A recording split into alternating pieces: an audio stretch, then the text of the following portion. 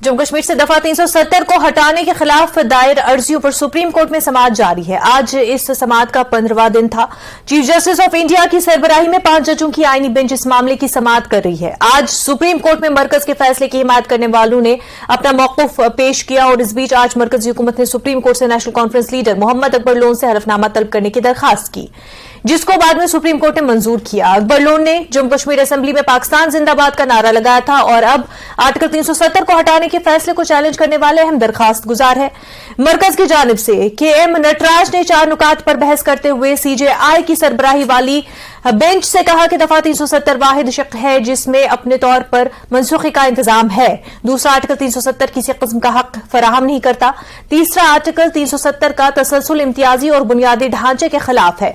जहां तक आर्टिकल 370 का ताल्लुक है, इसका सख्त मानों में वफाकियत के उसूल के तहत कोई इतलाक नहीं है। साबिक वज़ीर उमर अब्दुल्ला भी आज सुप्रीम कोर्ट पहुंचे और इस मौके पर उन्होंने न्यूज़ 18 से बातचीत की। आज लंच के बाद कपिल सिब्बल ने जम्मू कश्मीर से आर्टिकल 370 को हटाने से मुतल्लिक मरकजी हुकूमत के जवाब पर अर्जी गुजार की तरफ से जवाब देना शुरू किया।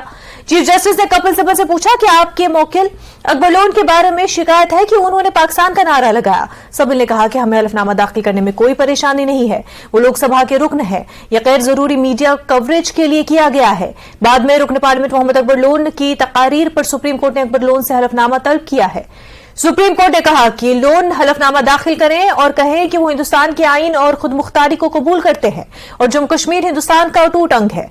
हलफनामा मंगल तक तलब किया गया है। चीफ जस्टिस ने कपिल सिब्बल से कहा कि वो कल तक अपने दलाइल मुकम्मल करे। कल भी कपिल सुप्रीम कोर्ट में अपनी दलील जारी रखेंगे। सीजेआई ने कहा कि आपके मुताबिक 25 नवंबर को असेंबली को तहलील करना गलत है क्योंकि कोई मदद और मशवरा नहीं दिया गया। सिब्बल ने कहा कि वो इस पर भी जवाब देंगे कि दफा 370-56 का मसला कहां से आया, क्योंकि वो इंतजामिया चला रहे थे। ये आईनी नाकामी हो सकती है, नहीं हो सकती।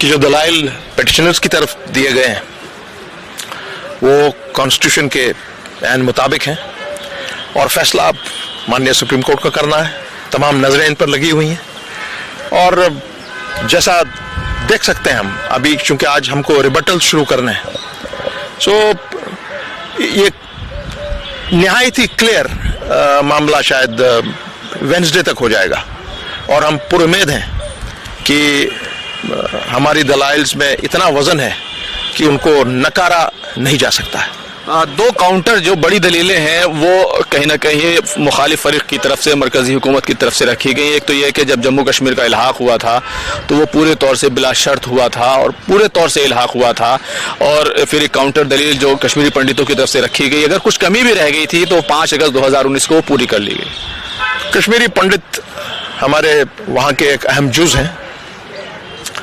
और वो क्यों इतना जोर लगा रहे हैं, कुछ लोग, बहुत ही मुट्ठी भर लोग कि पूरे कश्मीरी पंडित समाज को उसमें वो चपेट में लेते हैं। और जहाँ तक आप बात कर रहे हैं कि जो भी अब मामला है, द केस इज हमारे हिसाब से totally loaded in favour of the petitioners, इसमें कोई दो राय नहीं है।